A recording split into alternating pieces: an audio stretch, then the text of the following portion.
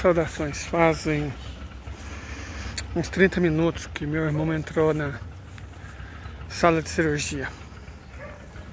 Eu tava lá na minha mãe com ela.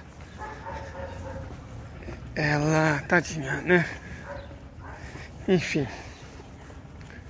Fiquei esperando até ela ficar tranquila. Eu tenho um amigo padre que serve no santuário da Virgem em Lourdes, na França. E eu consegui conversar com ele, pedi uma prece e ele vai colocar os pedidos na gruta. Eu também gostaria de agradecer a todo mundo que ontem eu pedi, né? Todo mundo que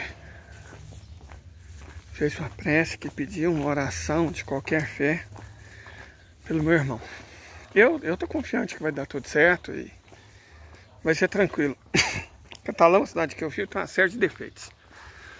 Mas a gente tem que admitir que os médicos aqui são bons e há bons hospitais. A prefeitura pagou tudo, 10 mil reais, a gente não tem dinheiro.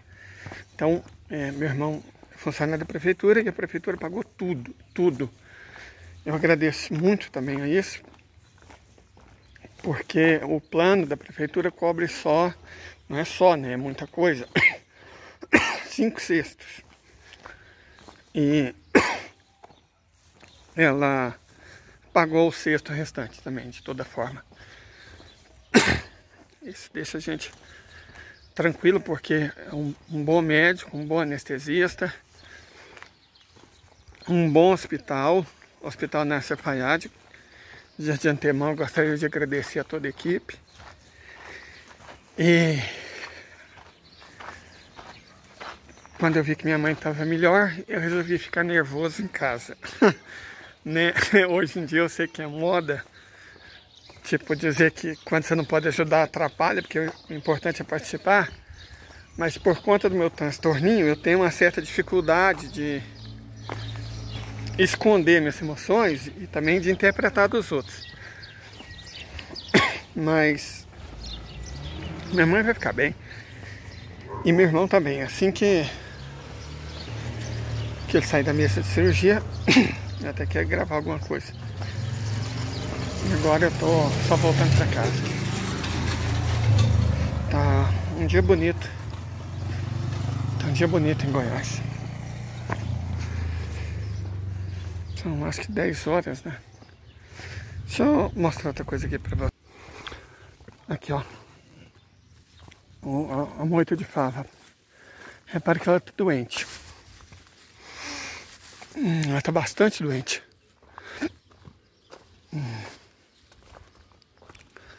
Mas isso, gente, é porque, se vocês repararem,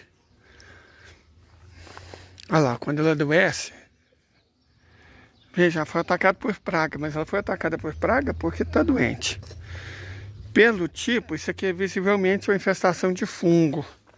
O ambiente aqui é muito pouco iluminado, é insalubre para plantinha, né? Então, como eu estava dizendo ontem, quando a gente começou a falar a questão da milpa,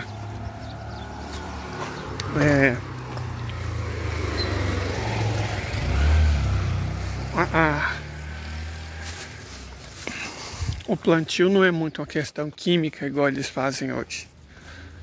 Plantio é biológico. Você tem que cuidar do solo, não como um sistema químico, mas como um sistema de vida, né? Cuidar muito para que fungos benéficos existam no solo, para que exista nutrição adequada e para que exista companhia. A monocultura, ela é horrível, porque olha o barulho, gente. Olha o barulho.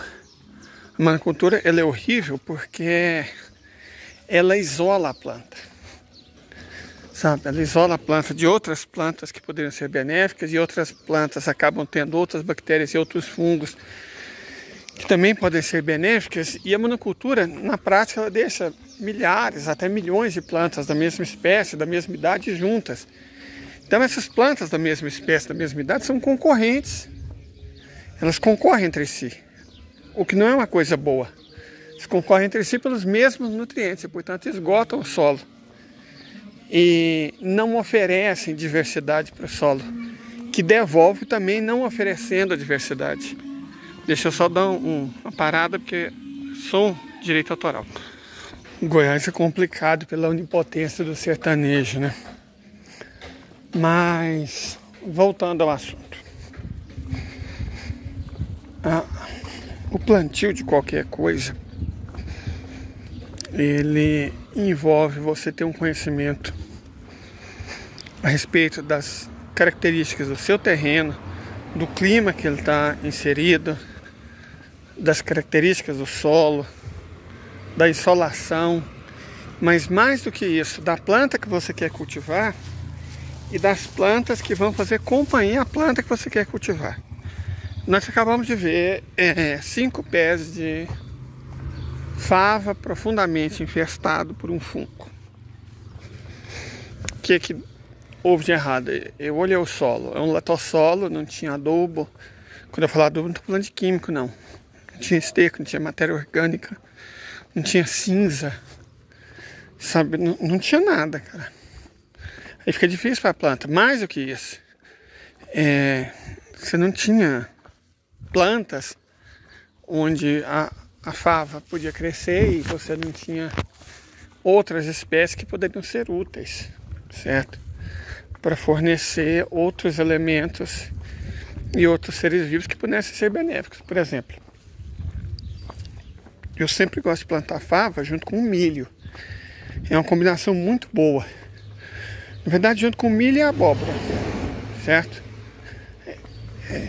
Foi criado na roça e era assim que a gente plantava. E esse é o jeito correto, na verdade, né? Plantar em consórcio.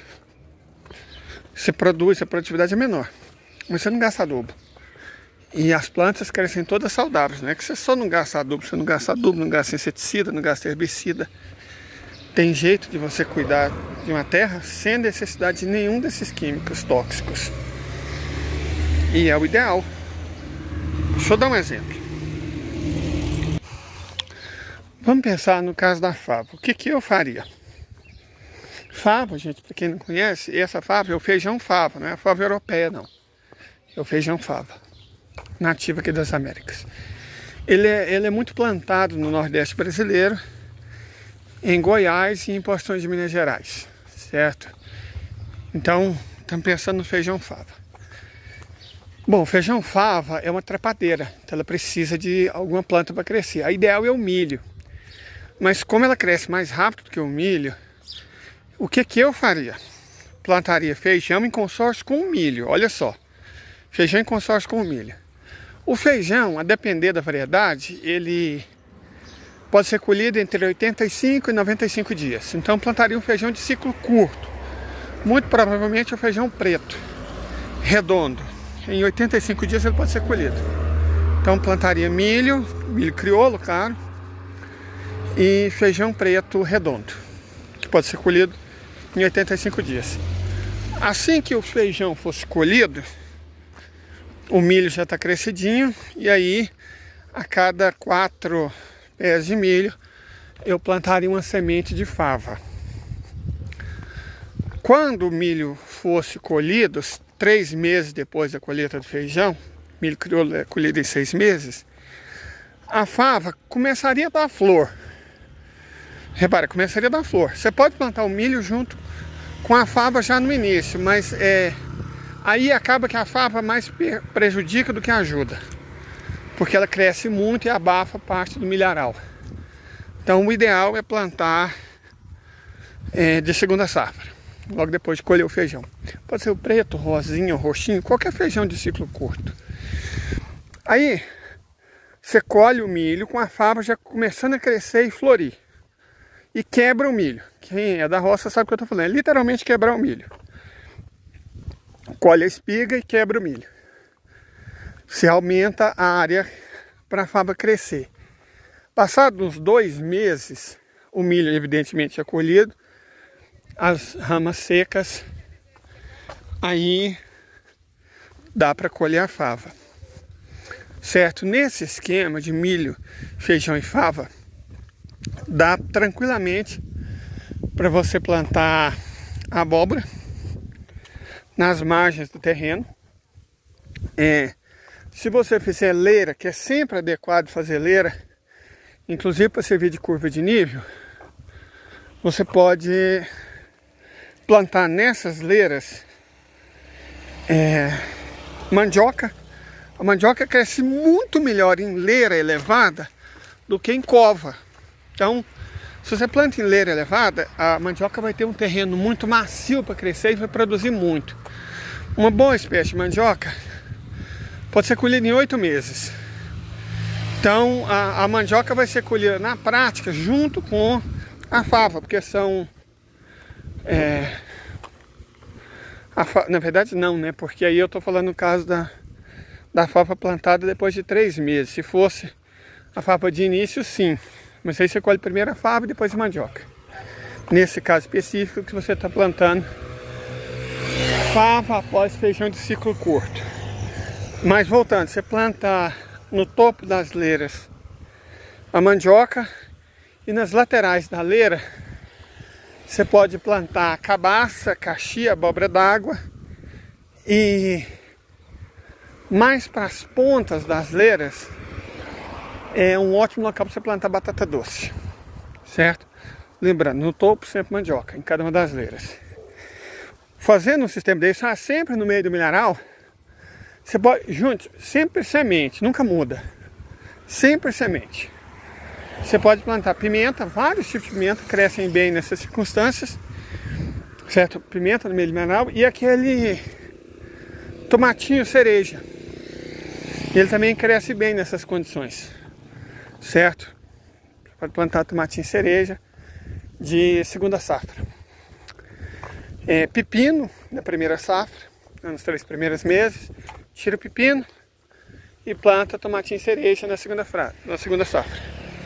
Então veja, no mesmo terreno, no intervalo de 8 meses, os outros 4 meses, o que é que você faz? Nos outros 4 meses, plante guandu, crotalária, plante